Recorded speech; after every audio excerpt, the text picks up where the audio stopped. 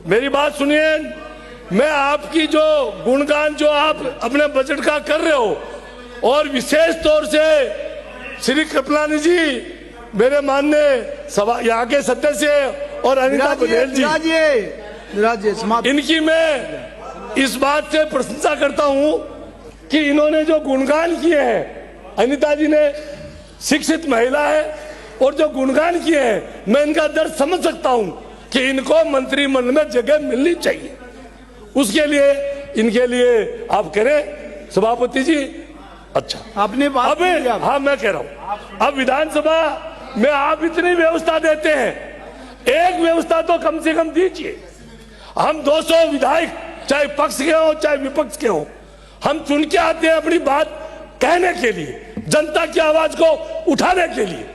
उसके बावजूद मंत्री लोग या बैठे हुए भी काना पूछी और बातें करते रहते हैं, सदस्य की बात को सुनते नहीं है। आपको ये व्यवस्था देनी चाहिए कि जब तक विधानसभा चलती है, मंत्रिमंडल के सदस्य जिस विभाग का मंत्री क्वेश्चन उठाता है सदस्य, उसको ध्यान से सुना जाए और उसमें एक्शन भी लिया जाए, वरना हमारे बोलने का कोई सार्थक नहीं है। आप अपने समय खराब कर रहे हैं, हम अपने समय बोले नहीं, बोलने दीजिए। बोलना मुझे भी आता है, बोले नहीं। चुप रहिए। अब मैं जो आपके गुणगान की बात कर रहा हूं, सही है, आपका काम है अपने मुख्यमंत्री को राजी करना, अच्छा काम है, करिए। और वादा खिलाफी और झूठ बोलना आपकी आदत है, बोलते रहिए। अभी अनिता जी का डोटासरा जी ने ये झूठ बोला है, मैं कह रहा हूं आप झूठ बोलते हो, और झूठ का मैं प्रमाण सहित आपको बताऊंगा। कर लीजिए मेरे पे कार्रवाई, कर लीजिए। तो झूठ बोलना आपका सत्ता पक्ष का काम है, और हमारा उस झूठ को उजागर करना, माननीय सदस्य हमारा संबोधित कीजिए, हमारा झूठ का पर्दाफाश करना हमारा काम है। अब सुन लीजिए, मैं जलदाय विभाग की भी बात करूंगा, चिकित्सा में बात करूंगा, ऊर्जा में बात करूंगा, और सार्वजनिक निर्माण और कृषि और बजट घोषणा की वास्तविकता में बात करूंगा। और मुझे 15 मिनट का समय मिला है, मैं घड़ी भी देख ली। अब देखिए पेयजल, सभापति जी, आपने कहा सत्ता पक्ष झूठ नहीं बोलता है, तो मैं तो एक बात जानता हूं, या तो आपके आंकड़े झूठे या हमारे जो नेता हैं और हमारे अध्यक्ष हैं पार्टी के, या वो झूठ बोल रहे हैं, असत्य है। तो इसका तो एक ही बात है कि प्रेस कॉन्फ्रेंस बुला लो और कागज देख लो कि उन्होंने सीएजी की रिपोर्ट पेश करी है, और उसको मानने के लिए भी सदस्य ये कह रहे हैं कि ये झूठ बोल रहे हैं। तो ये आपको सोचना होगा। अभी मंत्री जी बैठे हमारे, बहुत ही हमारे प्रिय हैं जलदाय मंत्री जी बैठे हुए हैं, और मैं उन्हीं के पेयजल पे ही आ रहा हूं। मेरे विधानसभा क्षेत्र फुलेरा में पीने के पानी के 163 गांव के लिए 28 MLD पानी अलॉटेड है, और सर मुझे सिर्फ 9 MLD पानी मिल रहा है 2 साल से। पिछली बार 25 में मंत्री जी ने मेरे पास कागज है, उत्तर भी दिया है, और यहां सदन में आश्वासन किया था कि हम जून तक 25 के जून तक पाइपलाइन डाल रहे हैं, और वो पाइपलाइन पूरी होते ही हम आपको दिसंबर 25 में पूरा पानी दे देंगे। लेकिन हाल वैसा का वैसा है, इसमें कहीं भी असत्य हो तो आप कहें, मैं वो बात करने को तैयार हूं। आप ये कहे सदन छोड़ दे, सदन छोड़ सकता हूं। तो हाथ लेते हैं।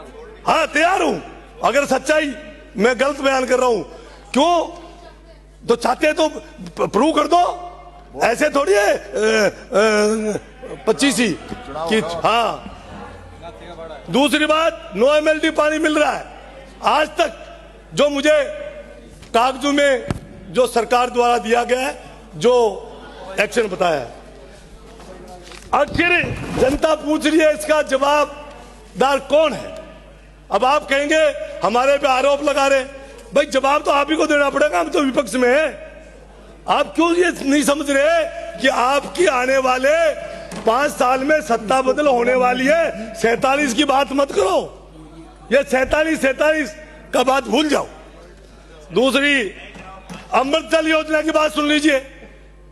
मेरे अमृत जल योजना में 3 टंकियां पास की हुई हैं। 23 में सैंक्शन लेटर है, लेकिन अभी तक वो चालू नहीं हुई है। तो यह है आपकी वास्तविकता जल के मामले में। अब आ जाइए, ये मैं कागज भी टेबल कर सकता हूं सभापति जी, सारे फैक्ट्स आपकी सरकार द्वारा जो आज आप चला रहे हैं, आपके अफसर द्वारा दिए गए।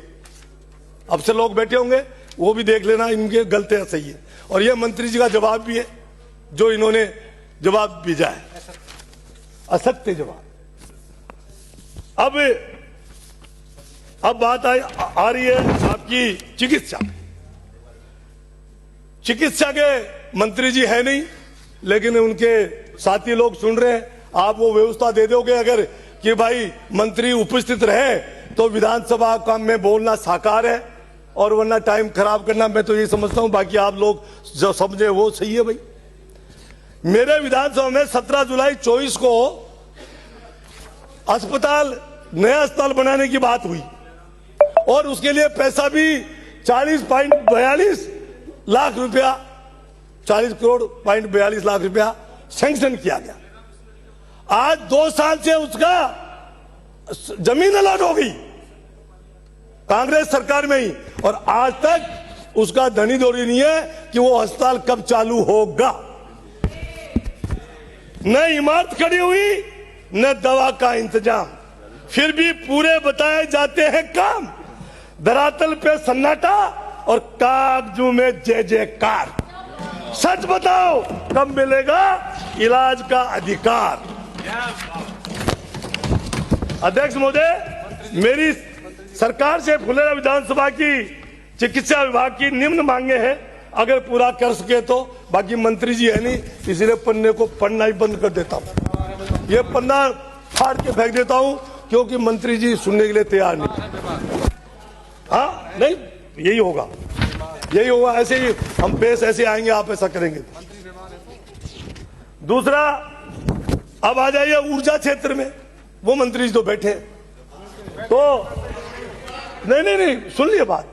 मंत्री जी, मैं आपके माध्यम से कह रहा हूं, आप बड़े बाबा साहब भी बैठे हैं, हमारे मित्र, बड़े ठेका हिंदू धर्म का और क्या ना मंदिरों का आपने ले रखा है। ले रखा ना, तो आप ये जवाब दे देना इसका मंत्री जी से। मैं बता रहा हूं आपको, फिर जवाब दे देना। पसीना आएगा, पसीना। सुनिए, मैंने मेरे एक मंदिर, बालाजी के मंदिर से जा रही थी, उसका एमएलए जनता आई, एमएलए कोटे से मैंने 1.5 साल पहले पैसा दे दिया, और पैसा बिजली विभाग में पहुंच गया पंचकोड़िया में मंत्री जी, और आज तक उसका काम नहीं हुआ है। आज तक काम नहीं हुआ है। ये आपकी धार्मिक नीति, और जो आप मंदिरों का जोरदार कर रहे हो। अभी सही कह रहे थे धारीवाल जी, पैसे तो बता देते हो, इतने मंदिर बनाएंगे, इतने ये करेंगे, धरातल पे काम कुछ नहीं है। तो ऐसी बानी बोलिए मन का आपा खोय, और इनको शीतल करे आपू शीतल होय। दूसरी बात, ये तो आपकी मंत्री जी आप पता कर लेना, इसमें भी कोई झूठ हो तो मेरा वादा हमेशा वही रहता है जो मैं बोल रहा हूं। बिजली की किसान कह रहे हैं 24 घंटे हम किसानों को दिन में बिजली दे रहे हैं। आज भी कई फीडरों के अंदर रात को बिजली मिल रही है। हो सकता है भाई समय आपके पास अभी कम होगा, मिल जाएगी, आप उसमें कोशिश कर रहे हैं, ये कोई बड़ा इशू नहीं है, लेकिन कोशिश ये करें कि किसानों को दिन में बिजली मुहैया कराई जाए। अब आ जाइए शिक्षा पे। शिक्षा मंत्री जी भी शायद नदारद है, कोई बात नहीं, क्या बोले, कोई मतलब इनको सुनने का वो समय ही नहीं है। अरे समय नहीं है, सुन लो, 3 साल बाद में गला फाने नहीं, 3 साल बाद में यहाँ आओगे और हमारी सुनोगे और हम बोलेंगे जो सुनोगे। तो इसलिए अच्छा है कि आप बैठना और सरकार का जनता का जवाब, और हम चुन के आए हैं, आपके रहम करम से नहीं आए।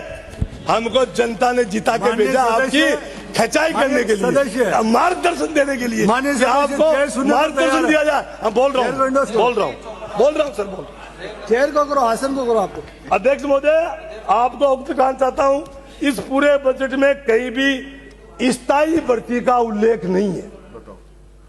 जितनी भी भर्तियां हुई हैं युवाओं के लिए, वो सारी संविदा कर्मी पे है। पहले आपने वो मिलिट्री का बनाया था, क्या ना उसका, अग्निवीर बनाए, कुछ तो अग्निवीर बना दिए और कुछ बना रहे हो संविदा वीर, बाकियों को बना रहे हो संविदा वीर। क्यों भविष्य खराब कर रहे हो हमारे युवाओं का? तो ये संविदा, जितनी भी भर्तियां हुई हैं चिकित्सा में, वो ज्यादातर संविदा पे हुए। मेहनत पूरी, सपने पूरे, फिर भी एक कैसा वार, स्थायी हक की जगह मिल रहा संविदा का उपहार। और सुनिए, आज तरक्का और विज्ञान का युग है, दुनिया आर्टिफिशियल इंटेलिजेंस की बात कर रही है, लेकिन मेरे विधानसभा क्षेत्र में हालात यह है कि बुनियादी नियमों की अनदेखी की जा रही है। फुलारा में राजकीय महाविद्यालय नवनिर्मित भवन का निर्माण कहाँ किया जा रहा है? जल भराव। अभी जाफर सिंह जी कह रहे थे नदी नाले हमारे उसमें नहीं आते हैं, उसमें कुछ काम नहीं हो सकता है। ये नदी नालों में बन रही है, सांबर झील का पार्ट है। और मैं इस सदन का बता रहा हूं, उसमें रिपोर्ट 2 तहसीलदार की आई है, रिपोर्ट पेश है, उसमें लिखा हुआ है, पढ़ दूं आपके सामने कि प्रस्तावित विरुद्धमान सदस्य राजस्थान विधानसभा फुलेरा के आम जनता विधानसभा क्षेत्र फुलेरा द्वारा आपत्ति प्रार्थना पत्र पेश हुए। फुलेरा एक आम जनता विधानसभा क्षेत्र का आपत्ति प्रार्थना पत्र प्राप्त हुए। उक्त पत्रों में राजकीय कन्या महाविद्यालय फुलेरा को आवंटन हेतु प्रस्तावित उपरोक्त भूमि को आबादी से लगभग 2 किलोमीटर दूर है और यहाँ सुनसान स्थान जल भराव क्षेत्र बताया गया है कि जब बरसात होती है तो जल भराव होता है। तो ये बताइए, जल भराव तो बरसात से ही होगा या आप ट्यूबवेल के पानी से भरते हो? यह रिपोर्ट है। मैंने आपत्ति की थी कि यहाँ जल भराव क्षेत्र है और यहाँ कन्या महाविद्यालय नहीं बनना चाहिए, लेकिन आपकी दुर्भावना, जो सरकार की दुर्भावना है कि वहां का एमएलए कांग्रेसी है, इसलिए वहां यह नहीं बनना चाहिए। आप लोग दलगत राजनीति की बातें कर रहे हो, कर लीजिए। जितना विद्याधर को दबाओगे, जितना फुलेरा को दबाओगे, फुलेरा उतनी ऊंचाई पर चढ़ेगा, ये देख लेना। ये रिपोर्ट पेश कर रहा हूं मैं आपके सामने ही, इसके आपकी रिपोर्ट है, उसके बाद में आपकी सरकार द्वारा वहां निर्माण कार्य चालू किया गया है। और जो हॉस्पिटल का काम आज से 3 साल से अटका हुआ है, उसको चालू नहीं किया गया है। यह भेदभाव की नीति है। अब आ जाइए आप सड़कों की स्थिति के बारे में। अध्यक्ष महोदय, इस बजट में मेरे विधानसभा क्षेत्र की जनता के साथ खूब दुर्व्यवहार हुआ है। एक भी सड़क बता दिए जो फुलेरा के लिए नामित हुई है। यहां आपके बजट में कहीं कोई फुलेरा का नाम भी आया है? इसे कहते हैं क्या सभापति, क्या कहेंगे? इसे कहते हैं सबका साथ सबका विकास। नहीं, सबका साथ चाहिए लेकिन सबका विकास जरूरी नहीं है। इस बजट में कोई भी नई सड़क मार्ग की घोषणा नहीं की गई है। मेरे विधानसभा क्षेत्र पूरी तरह से ग्रामीण पृष्ठभूमि का क्षेत्र है। इस बजट में जुमलों की दिखावटी बारिश जरूर की गई है। 2 घंटे 56 मिनट का भाषण हमारी वित्त मंत्री जी ने पढ़ा। आपकी सरकार को देखकर लग रहा है और जनता की कहने लग गई है अंधेरी नगरी चौपट राजा। अब आप देख लीजिए, आप बजट घोषणाओं की पर्ची मेरे साथी ने दी। दर्द है क्या? साथी है, आप भी दे सकते हो। अगर सर कोई बात वाजिब उठा रहा हो तो आप भी दे सकते हो। आपकी बात को रख दूंगा सदस्य माल। यहाँ टकराने की जरूरत नहीं है। हाँ, ये दिल्ली से नहीं आई है, आप मेरे साथी ने दी है। ये इसलिए डरते हैं कि पर्ची बदल जाए इनकी। हाँ, पर्ची कब बदल जाए? हमारी पर्ची परमानेंट है। अब किसानों के वादों के बारे में, किसानों के वादे किए आपने 12,000 रुपए। विराजे समय हो एक गया। सर 2 मिनट तो दीजिए आप कोटा के या दूसरों के यूनुस पक्षपात खान जी। करेंगे क्या? तो देखिए मेरी बात, किसानों की बात यूनुस खान जी। है और इसको मैं सुनाऊंगा, वावेल में आके सुना दूंगा अगर नहीं मानोगे तो। अध्यक्ष महोदय 12,000 की जगह आज तक रुपए नहीं दिए गए। ये झूठी घोषणा क्यों करी है? क्यों झूठे वादे बना रहे हो? आपका रिकॉर्ड नहीं हो रहा है। माननीय यूनुस खान जी।